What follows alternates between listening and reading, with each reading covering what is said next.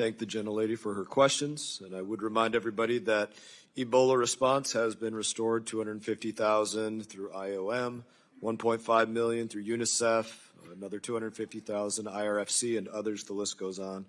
And we should be supporting the correct programs. Uganda was brought up, and I would say, as an example there was a program, $5.5 million for promoting LGBT acceptance in Uganda. That is not life-saving, and that's not combating Ebola. Gentleman from Tennessee, Mr. Green, is now recognized. Thank you, Chairman Mass, and I appreciate your leadership, and I look forward to working alongside you to bring needed reform to our diplomatic strategy. We certainly have a lot of work to do, and this hearing is just the beginning. Accountability is coming. Thank you also to our witnesses today. The corruption going on behind USAID's doors has been a wake-up call for all Americans. As chairman of the House Homeland Security Committee, I spent the last 2 years exposing the Biden administration's sabotage of our border and the policies that kept America safe. I saw firsthand their willful refusal to protect this country. Under the guise of foreign aid, USAID has been an unapologetic front for a far-left agenda. It has become self-evident there weren't a handful of foolish policies, but rather a coordinated strategy of radical, idiotic, and often anti-American priorities. Idiotic, you say? Millions to teach Moroccans how to make pottery? The Moroccans were making pottery before we were a country. This entire debate today and the crocodile tears from Democrats just goes to show what's wrong with this town. Not a single Democrat I've heard has expressed dismay at the many examples of crazy, wasteful spending. I don't understand the objection to a deep dive in how we spend our money, but perhaps it's the fact that over the last several weeks, a massive surge has occurred in the search for a criminal defense attorney. That probably says it all. 5 times in this city, any other city in the nation.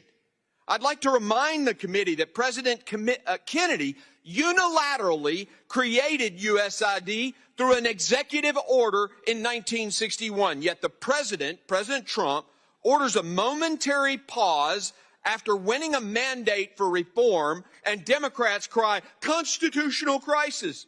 This is after 4 years of reckless spending and unrepentant lawlessness from the Biden administration. I want the American people to understand how this works in Washington. As long as you're spending other people's money, no one bats an eye.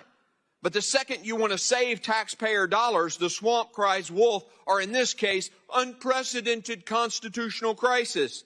This breathless, fake outrage from the left is utterly insane. And you know what the American people, you know they can see right through it. The generosity of Americans and the blessing of giving aid to others has always been one of our most valuable tools for diplomacy. The American people have a proud history of championing aid to our fellow man, but lawless bureaucrats have poisoned that goodwill. Many USAID programs are wasteful and actively sabotage our diplomatic relationships by forcing woke ideology on our partners.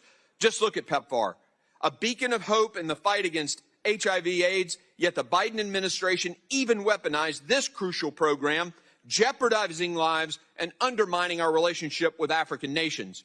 Under Administrator Powers, our message to Africa was explicit, as it was heinous.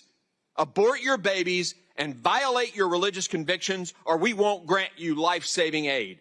Let me be crystal clear to those who've been complicit in this betrayal.